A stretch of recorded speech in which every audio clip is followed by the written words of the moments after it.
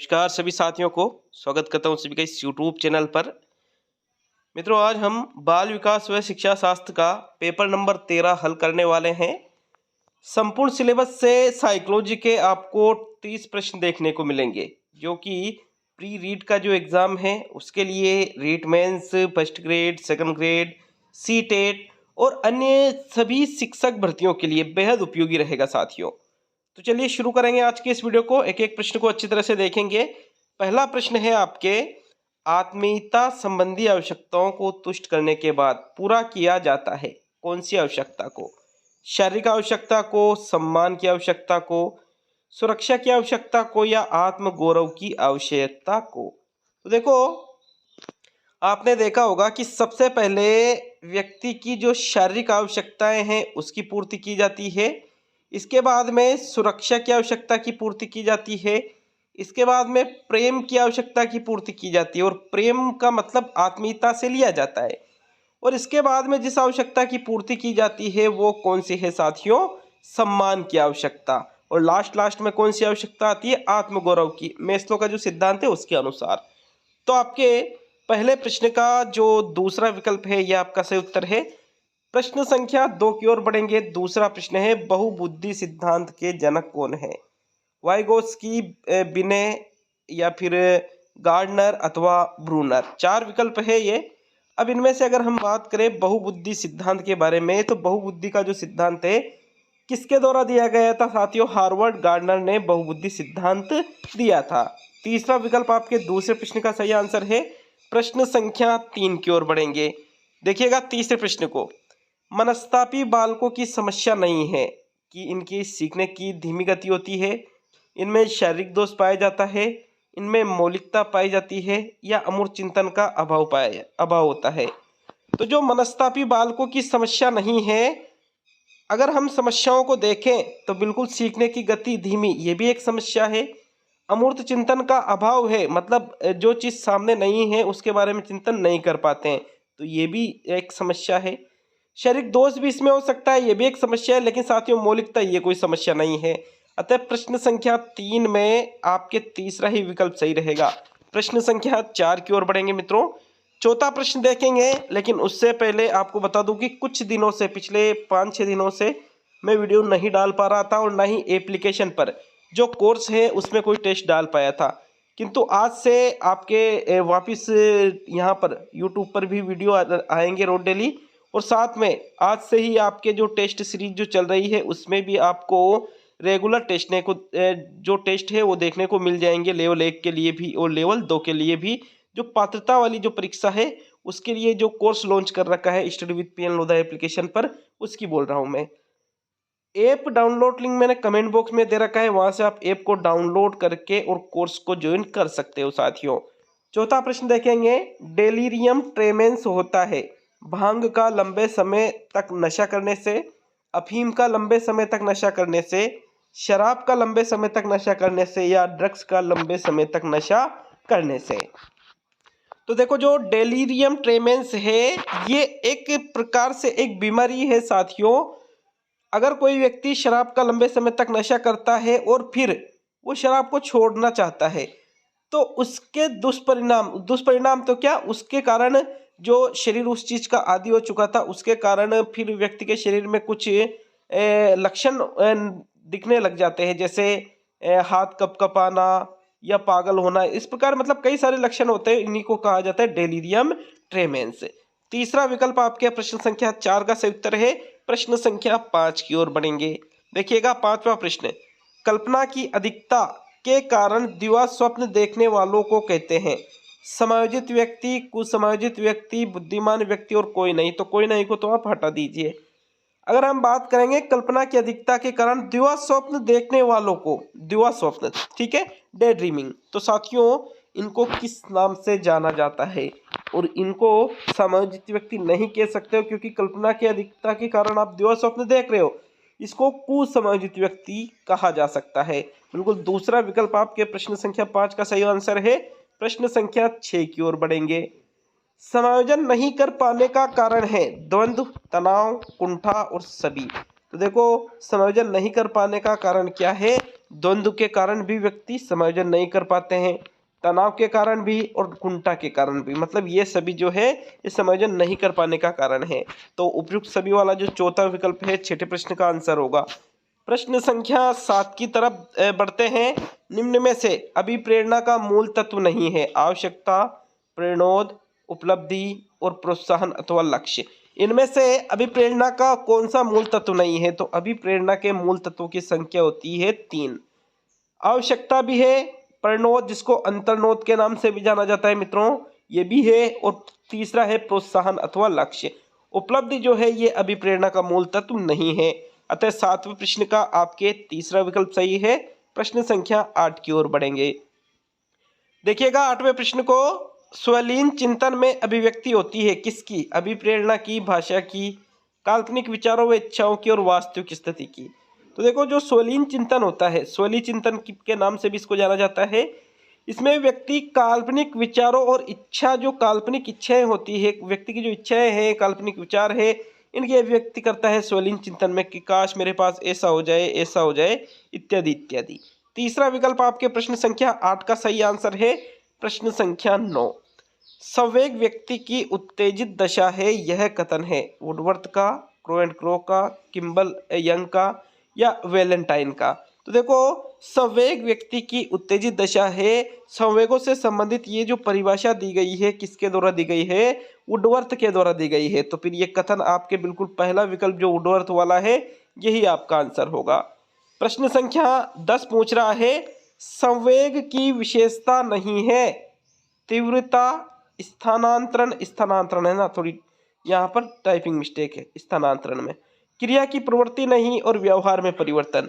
तो देखो संवेग की जो विशेषता नहीं है, संवेगों में तीव्रता भी पाई जाती है, संवेगों का स्थानांतरण भी होता है, संवेगों से व्यवहार में परिवर्तन भी आता है। जैसे किसी व्यक्ति को क्रोध नाम का संवेग आया तो उसके व्यवहार में कहीं ना कहीं लड़ाई झगड़े की प्रवृत्ति देखने को मिल सकती है आपको, तो ये भी हो रहा है। क्रिया की प्रवृत्ति नहीं, ये गलत है, क्योंकि संवेगों के कारण क्रिया होती है। जैसे आप किसी चीज से डर जाते हो तो वहां से भागने का प्रयास करोगे तो क्रिया हो रही ना। तो इस प्रकार हम कह सकते हैं कि कौन सी संवेग की विशेषता नहीं है? क्रिया की प्रवृत्ति नहीं, क्योंकि इसमें तो क्रिया होती है। 10वें प्रश्न का तीसरा विकल्प आंसर है। प्रश्न संख्या 11, पूर्व में सीखी गई सामग्री यदि बाद में से की गई सामग्री सीखने में अवरोध पैदा करे तो इसे कहेंगे उदरवामुखी अधिगम, पूर्वमुखी अधिगम, पृष्ठोमुखी अधिगम और रिक्त अधिगम। तो देखो पूर्व में आपने कोई चीज सीख ली है, यदि आप कोई बाद में चीज सीखना चाहते हो लेकिन वो पहले जो सीख रखा है वो अवरोध पैदा कर रही है, तो इसको फिर पूर्वमुखी अधिगम, इसको कौन सा अधिगम कहेंगे? पूर्वमुखी अधिगम इसको कहेंगे। दूसरा विकल्प 11वें प्रश्न का आंसर है। प्रश्न संख्या 12, देखिए 12वें प्रश्न में, बच्चों द्वारा झूठ बोलने पर उनकी पिटाई कर देना किस प्रकार का अनुबंधन होता है? परिहार प्रशिक्षण, पुरस्कार प्रशिक्षण, दंड प्रशिक्षण और कर्म प्रशिक्षण। तो देखो बच्चे झूठ बोल रहे हैं, आप उनकी क्या कर रहे हो? पिटाई। इस प्रकार आप उसको पुरस्कार तो दे नहीं रहे हो भाई, पिटाई करना कोई पुरस्कार देना थोड़ी है, ये तो क्या है? दंड देना है, तो इसको हम कहेंगे फिर दंड प्रशिक्षण। तीसरा विकल्प 12वें प्रश्न का सही आंसर है। प्रश्न संख्या 13, निम्न में से कौन से सिद्धांत में उद्दीपक उद्दीपक के बीच साचर्य होता है? प्रेक्षणात्मक अधिगम, क्रिया प्रसूत अनुबंधन, प्राचीन अनुबंधन और अव्यक्त अधिगम। तो इनमें से जिस सिद्धांत में उद्दीपक उद्दीपक के बीच साचर्य होता है वो कौन सा सिद्धांत है साथियों? देखो इसका सही आंसर रहेगा आपके प्राचीन अनुबंधन का जो सिद्धांत है। पावलोव ने जो सिद्धांत दिया था उसमें इन्होंने क्या किया था कि साथियों यहाँ पर भोजन जो उद्दीपक था इसकी जगह किसका प्रयोग किया था? घंटी का प्रयोग किया था। तो घंटी प्लस भोजन में दोनों में अनुबंधन स्थापित किया था, दोनों के बीच में।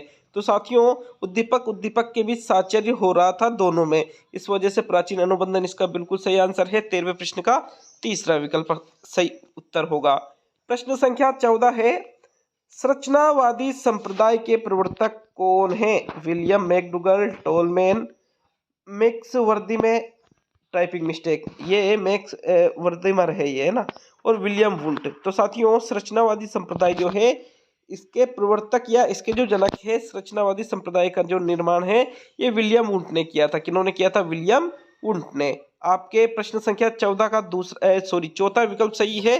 प्रश्न संख्या 15 की ओर बढ़ते हैं। प्रश्न है मनोविश्लेषणवादी संप्रदाय के प्रवर्तक कौन है? William James, William Wundt, robot game और फ्रायड। तो देखो मनोविश्लेषणवादी जो संप्रदाय है इसका जो प्रवर्तक पूछा गया है, प्रवर्तक या जनक भी आप इसको कह सकते हो। साथियों कौन है? सिगमंड फ्रायड ने ही मनोविश्लेषणवादी संप्रदाय का निर्माण किया था। तो आपके चौथा विकल्प 15वें प्रश्न का सही आंसर होगा। नेक्स्ट 16वें प्रश्न की ओर बढ़ेंगे। थॉर्नडाइक का गौण नियम कौन सा नहीं है? बहुप्रतिक्रिया का नियम, मानसिक विन्यास का नियम, आंशिक क्रिया का नियम और प्रभाव का नियम। तो थॉर्नडाइक ने जो सीखने के नियम दिए हैं, 3 तो सीखने के मुख्य नियम और 5 सीखने के गौण नियम दिए थे। इसमें बहुप्रतिक्रिया का नियम, मानसिक विन्यास का नियम, आंशिक क्रिया का नियम, ये सभी साथियों इन गौण नियमों में आते हैं। लेकिन प्रभाव का नियम, जिसको परिणाम का नियम भी कहते हैं, प्रभाव या परिणाम का नियम, ये थॉर्नडाइक के मुख्य नियमों में आता है। किसमें आता है? मुख्य नियमों में। इस वजह से ये गौण नियमों में नहीं आता है। तो आपका आंसर क्या रहेगा? चौथा विकल्प प्रश्न संख्या 16 का। प्रश्न संख्या 17 की ओर बढ़ेंगे। 17वां प्रश्न है शास्त्रीय अनुबंधन के अधिगम का नियम कौन सा नहीं है? समय का नियम, तीव्रता का नियम, एकरूपता का नियम और आत्मीकरण का नियम। देखो शास्त्रीय अनुबंधन के अधिगम का जो नियम नहीं है ये आपसे 17वें प्रश्न में पूछा है। साथियों शास्त्रीय अनुबंधन, जिसको प्राचीन अनुबंधन भी कहते हैं, इसमें तीव्रता का नियम, एकरूपता नियम और समय नियम तीनों ही चीजें हैं, लेकिन आत्मीकरण जैसा नियम इसमें नहीं है। विकल्प आपके चौथा सही रहेगा प्रश्न नंबर 17 में। प्रश्न संख्या 18 की ओर बढ़ेंगे। 18वां प्रश्न है किस अधिगम के सिद्धांत पर आधारित भय संबंधी मानसिक रोगों का उपचार हो सकता है? शास्त्रीय अनुबंधन का सिद्धांत, पुनर्बलन का सिद्धांत, क्रिया प्रसूत का सिद्धांत और जेरोमेस ब्रूनर का सिद्धांत। तो देखो जिस अधिगम सिद्धांत पर आधारित भय संबंधी मानसिक रोगों का आप उपचार कर सकते हो वो कौन सा सिद्धांत है? शास्त्रीय अनुबंधन का या प्राचीन अनुबंधन का सिद्धांत। प्राचीन अनुबंधन से ही लगभग अधिकतर प्रश्न यहाँ पूछे जा रहे हैं। तो पहला विकल्प आपके प्रश्न संख्या 18 का उत्तर है। नेक्स्ट बढ़ेंगे हम प्रश्न संख्या 19 की तरफ। 19वां प्रश्न है निम्न में से कौन सी तकनीक अचेतन मन में छिपी भावनाओं को जानने में उपयोगी है? स्थिति परक परीक्षण, साक्षात्कार, 16 PA प्रश्नावली और वाक्य पूर्ति परीक्षण।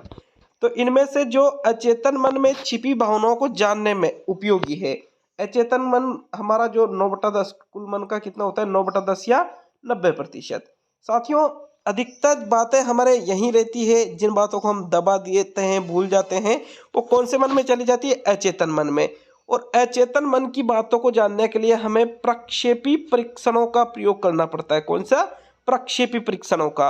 और स्थिति परक परीक्षण, साक्षात्कार और 16 P प्रश्नावली ये अप्रक्षेपी है। लेकिन वाक्य पूर्ति परीक्षण, जिसको कहते हैं SCT सेंटेंस कंप्लीशन टेस्ट, ये एक प्रक्षेपी परीक्षण है। इस वजह से आप इस परीक्षण के माध्यम से अचेतन मन में छिपी बातों को जान सकते हो। तो फिर आपके चौथा विकल्प प्रश्न संख्या 19 का आंसर है। प्रश्न संख्या 20 की तरफ बढ़ेंगे।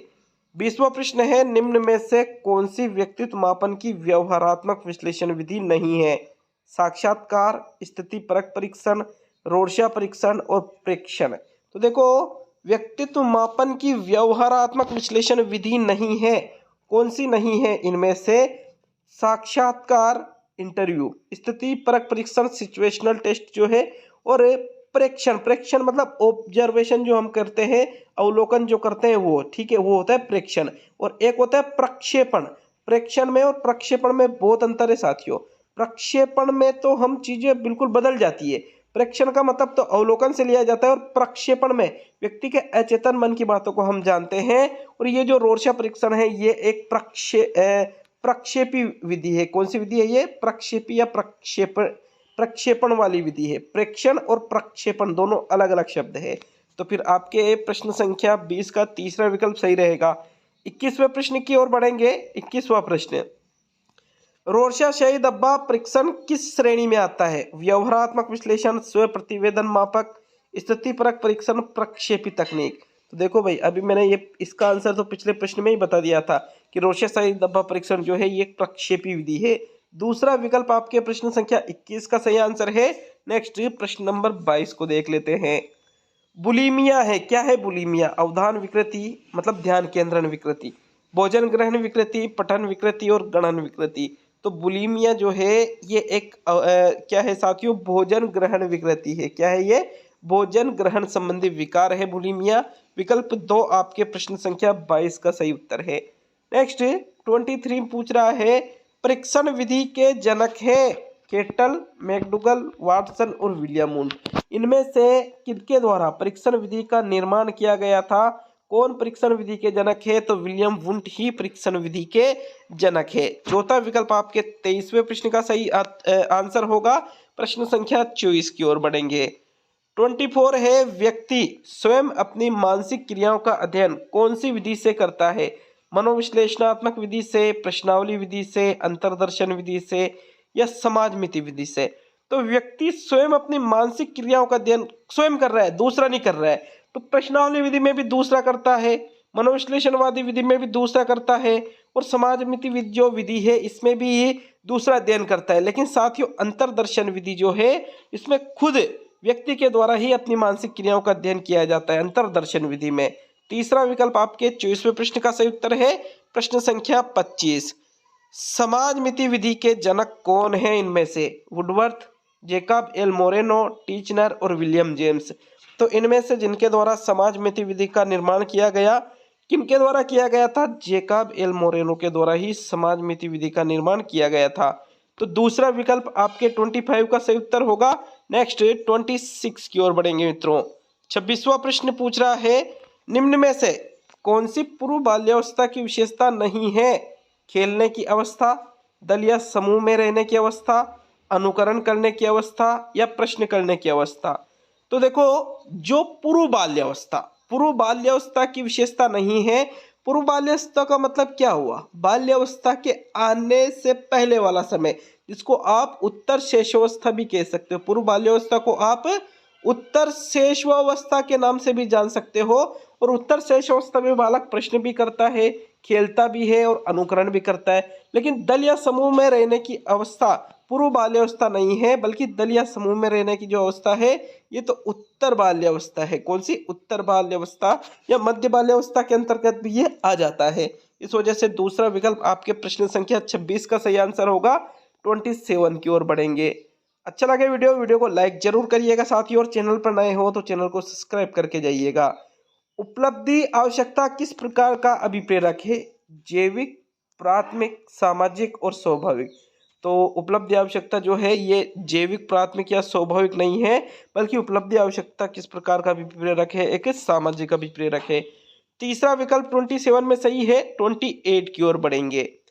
संप्रत्यय निर्माण का पहला सोपान है सामान्यकरण, विभेदन, प्रत्यक्षीकरण और पृथक्करण। तो देखो किसी भी चीज का संप्रत्यय हमारे माइंड में जब बनता है तो सबसे पहले संप्रत्यय निर्माण होने में सबसे पहले किसकी जरूरत पड़ती है?